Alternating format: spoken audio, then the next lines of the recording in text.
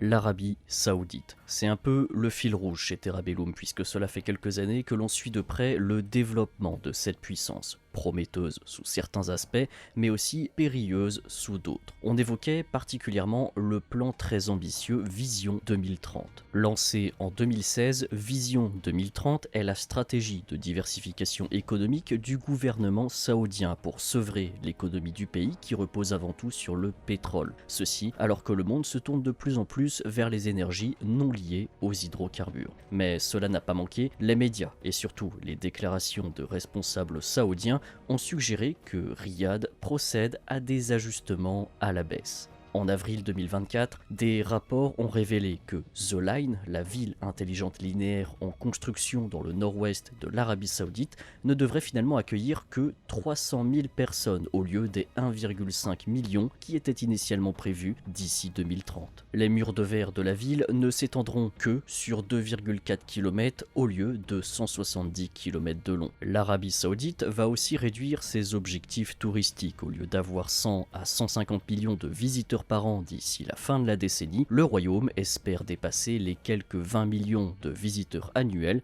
qu'il a actuellement. Vous êtes sur Terra Bellum et aujourd'hui nous allons parler de l'échec de la vision 2030 ou plutôt du retour à la réalité de la politique saoudienne qui, vous allez le voir, est loin de se résumer au projet pharaonique et a considérablement évolué depuis 2020.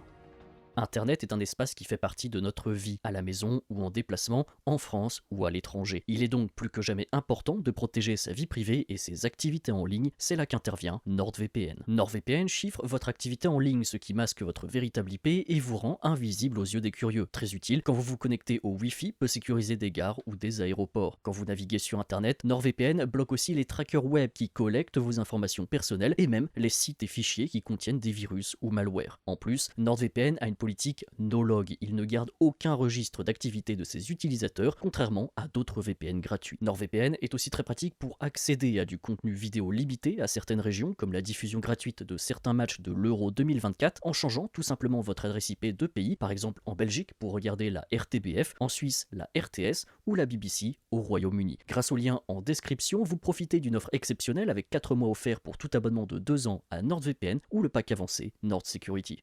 Alors tout cela était prévisible, on l'avait déjà vu en vidéo il y a de ça plusieurs années, l'Arabie Saoudite lorgne sur la politique de développement de son voisin, les Émirats Arabes Unis.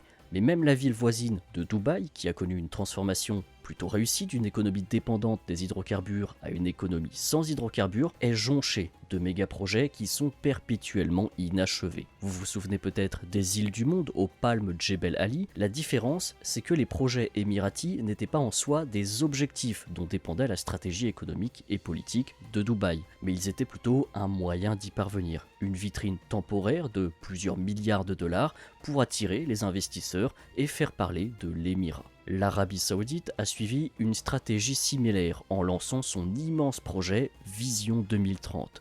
Mais la différence tient dans la conception de ces projets. Si les Émirats se sont contentés de poser des tas de sable pour former la carte du monde dans l'eau et faire parler d'eux, l'Arabie Saoudite, elle, a par exemple promis The Line au monde entier, une ville futuriste, high-tech, horizontale dans le désert, et de nombreux analystes avaient déjà déclaré qu'il était probable que ce genre de projet n'atteindrait jamais pleinement leur objectif pour diverses raisons réalistes, dont la plus comique était que la construction de The Line nécessiterait plus de verre qu'il n'en existe dans le monde.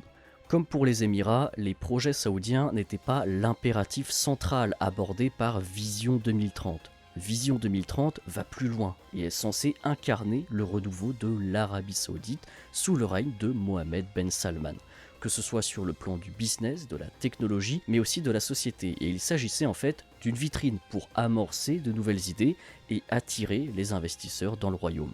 Le problème, c'est que le royaume saoudien, contrairement aux Émirats, s'est retrouvé pris à son propre piège. À vouloir faire une vitrine plus grande que l'arrière-cour du magasin, on se retrouve avec une désillusion de la clientèle quand le produit final ne correspond plus au catalogue.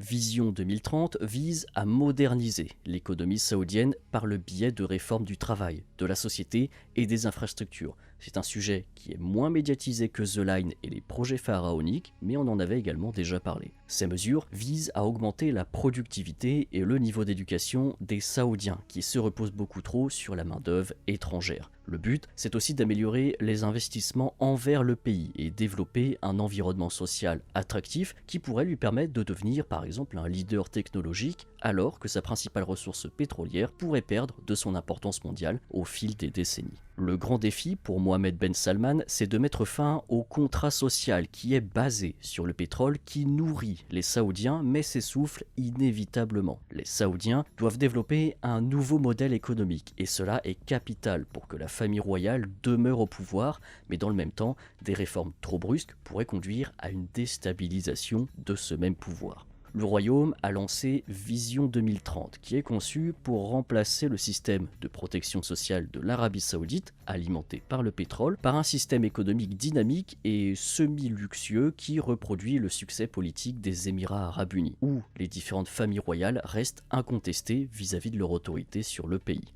La Vision 2030 va au-delà de ces projets pharaoniques. En 2023, l'Arabie Saoudite a signalé pour la première fois que la contribution de son secteur non pétrolier au PIB avait atteint plus de 50%. Cette simple annonce est bien plus importante que l'échec de The Line et souligne une percée en avance sur le calendrier. Autre donnée positive pour le royaume, le taux de chômage des citoyens saoudiens est tombé à 7,7% au quatrième trimestre 2023. Là où, si vous vous souvenez de nos vidéos précédentes, le taux de chômage était un véritable problème et était un taux à 2 chiffres. Selon le Fonds monétaire international, le PIB de l'Arabie Saoudite augmentera de 6% en 2025. Le taux d'inflation du royaume, quant à lui, est resté autour de 2 et 3%, c'est-à-dire beaucoup moins qu'en Europe et aux États-Unis. La raison est très simple, la guerre en cours entre Israël et le Hamas à Gaza et les chocs énergétiques provoqués par la guerre en Ukraine depuis février 2022 ont finalement bénéficié aux hydrocarbures saoudiens.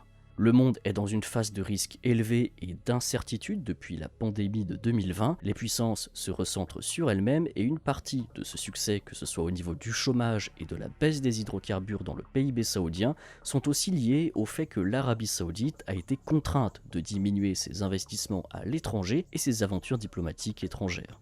Lorsque Mohammed Ben Salman est arrivé au pouvoir et a initié le plan Vision 2030, l'objectif était de chercher un choc et de perturber les habitudes en matière de politique économique et en matière de politique étrangère et intérieure. MBS a dû asseoir son pouvoir lors de son arrivée. Il est notamment intervenu militairement au Yémen pour essayer de repousser l'influence iranienne hors de la péninsule arabique et sécuriser la frontière sud de l'Arabie Saoudite. Il a bloqué le Qatar pour affaiblir son influence politique au Moyen-Orient, notamment vis-à-vis de l'Égypte mais aussi du Bahreïn. Il a déclenché une véritable guerre froide avec la Turquie pour repousser la croissance de l'islam républicain qui menace le royaume et il s'est rapproché de la ligne anti-iranienne des États-Unis et d'Israël. Dans le même temps, le gouvernement saoudien a arrêté et exécuté des dissidents, écrasé un soulèvement dans la province orientale en 2016, mais il a aussi libéré partiellement certaines contraintes charianiques, notamment vis-à-vis des femmes. Dans la vision de MBS, les hommes autant que les femmes saoudiennes seront nécessaires au développement du pays. Certaines de ces politiques, et notamment sa politique étrangère, ont mis en péril l'objectif central de Vision 2030 en menaçant d'entraîner l'Arabie Saoudite dans des guerres régionales contre l'Iran, mais aussi de déclencher des sanctions occidentales vis-à-vis des répressions. Mais la pandémie du Covid-19, la guerre en Ukraine, l'intégration au sein des BRICS de l'Arabie Saoudite ont bouleversé la stratégie du royaume qui dès lors est devenu partisan d'une ligne plus stable, plus conservatrice, poursuivant ces politiques qui ont réussi mais délaissant celles qui ont échoué. Le royaume a mis fin à son blocus sur le Qatar en 2021 après avoir échoué à atteindre ses objectifs. L'Arabie Saoudite tente même maintenant de négocier un cessez-le-feu au Yémen. Ses relations avec la Turquie se sont améliorées et le royaume envisage même d'installer maintenant des usines de drones turcs pour desservir son armée. Et aussi, un événement que nous avions suivi sur cette chaîne, l'Arabie Saoudite est entrée dans une phase de détente avec l'Iran via l'arbitrage de la Chine.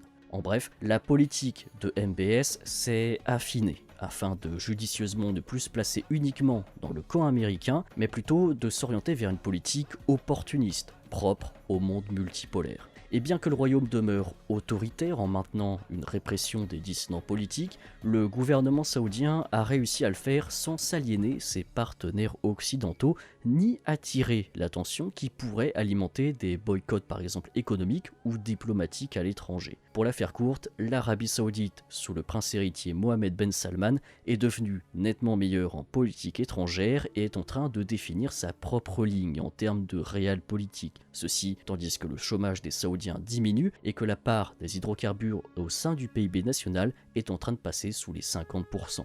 L'Arabie saoudite s'en sort finalement plutôt bien face aux nombreux chocs géopolitiques qui ont émergé ces dernières années, et même, sur le fond, a finalement pu se constituer sa propre ligne. Mais la question est de savoir si elle peut continuer à le faire. Le défi le plus immédiat, c'est la guerre en cours à Gaza, enfin plutôt l'après-guerre à Gaza. On y a déjà dédié des vidéos entières, dont une vidéo entière sur le cas de l'Arabie saoudite. L'Arabie saoudite voyait la normalisation des liens avec Israël comme un moyen d'obtenir des garanties de sécurité de la part des États-Unis, mais depuis le début du mois d'octobre, la question pour MBS est de savoir si un accord de normalisation israélien ne remettrait pas de fait l'Arabie saoudite dans la ligne de mire de l'Iran, mais aussi de sa propre population qui est farouchement pro-palestinienne. Les États-Unis ont été très clairs quant au lien entre les garanties de sécurité et la normalisation avec Israël, ce qui a même suscité la colère du ministère des Affaires étrangères saoudien. Il y a quelques semaines, on en avait parlé dans notre vidéo sur le siège de Rafah. Ministère des Affaires étrangères saoudien, qui est normalement discret sur la question palestinienne, avait dénoncé un génocide en cours à Gaza. On ne peut pas apporter de réponse claire quant à la suite des événements. Les deux choix de poursuivre ou non une normalisation avec Israël ont des avantages et des inconvénients. Normaliser avec Israël et obtenir une protection des États-Unis, c'est se rapprocher de leur camp et de leur politique envers les Palestiniens, mais aussi vis-à-vis de l'Iran. La menace de représailles américaines pourrait dissuader l'Iran d'attaquer l'Arabie saoudite, mais pour combien de temps? La normalisation avec Israël pourrait aussi exposer le royaume à des troubles internes de la part d'extrémistes, de dissidents et même de membres de la famille royale. Le roi Salman, contrairement à son fils, est lui-même opposé à cette normalisation tant qu'il n'y aura pas un État palestinien clairement défini. Dans un contexte de multipolarisation du monde, pour ne pas dire de multiplication des conflits régionaux, les tensions entre les États-Unis et la Chine posent aussi la question de savoir si les États-Unis seront en mesure d'assurer la sécurité au Moyen-Orient et dans le Pacifique en même temps. Et la Chine, parlons-en, elle est aussi la principale destination d'exportation de pétrole de l'Arabie saoudite. Et la grande crainte de Mohammed Ben Salman est qu'en choisissant de normaliser ses relations avec Israël, les États-Unis ne contraignent ensuite les pays du Golfe à ne plus exporter les énergies vers la Chine pour l'isoler. C'est pourquoi la position favorite de l'Arabie saoudite sera probablement celle d'une neutralité. Mais cette neutralité sera mise bien sûr au défi par l'opposition entre Washington et Pékin. Ensuite, il y a la question de l'Iran, et notamment du nucléaire iranien. Les relations saoudo-iraniennes sont meilleures qu'elles ne l'ont été depuis de nombreuses années, mais la diplomatie va et vient, et l'Arabie saoudite ne peut pas accepter une puissance nucléaire à sa porte. Surtout, si l'Arabie saoudite est entraînée dans une guerre aux côtés des États-Unis, elle serait aux premières loges d'un conflit qui se déroulerait sur son propre sol dans la péninsule arabique. Face à Israël et l'Iran qui seraient dotés d'une arme nucléaire, le royaume saoudien pourrait développer sa propre dissuasion nucléaire à son tour. Mais il devrait se tourner vers la Chine pour le faire, ce qui, vous le voyez déjà venir, nuirait aux relations avec l'Occident, voire entraînerait la diabolisation du royaume saoudien et diverses sanctions économiques et diplomatiques. L'Arabie saoudite pourrait aussi essayer de se placer sous le parapluie nucléaire américain ou israélien, mais elle serait alors considérée comme un participant direct du camp occidental, ce qui irait totalement à l'encontre des efforts saoudiens pour établir une neutralité régionale. L'impératif fondamental du royaume est de préserver le développement économique et sociétal du royaume dont l'avenir de la monarchie dépend. Ici encore, l'Arabie saoudite sera confrontée à des choix, elle devra choisir les moindres mots et sacrifier des éléments de sa vision 2030. Faire miroiter des projets pharaoniques et coûteux a été une erreur de communication et appartient désormais au passé. Ce qui comptera sur le long terme pour la vision 2030 de Mohammed Ben Salman, c'est davantage sa marche vers une résilience et une diversité économique, sa capacité à maintenir la monarchie et la façon dont le royaume naviguera dans l'ordre mondial multipolaire en perpétuelle évolution et plus impitoyable que jamais. Mohammed Ben Salman parviendra-t-il à effectuer cette transition décisive pour le royaume d'ici la prochaine décennie? L'Arabie Saoudite parviendra-t-elle à poursuivre une politique non alignée tandis que les rivalités et conflits mettent les puissances sous pression? Nous vous attendons vos retours en commentaire également et ce sera un plaisir de vous lire. Je rappelle les gestes simples: aimer, commenter, partager, c'est ça qui fait la différence sur un YouTube saturé par les vidéos. Merci encore à NordVPN pour être le sponsor de cette vidéo. C'est du no-log et avec le code TerraBellum ou en cliquant sur le lien en description, vous avez une offre exceptionnelle avec 4 mois offerts si vous prenez un abonnement de 2 ans. Remercions également nos membres YouTube ainsi que les donateurs Tipeee qui nous aident à continuer. Merci à tous pour votre fidélité et à la prochaine.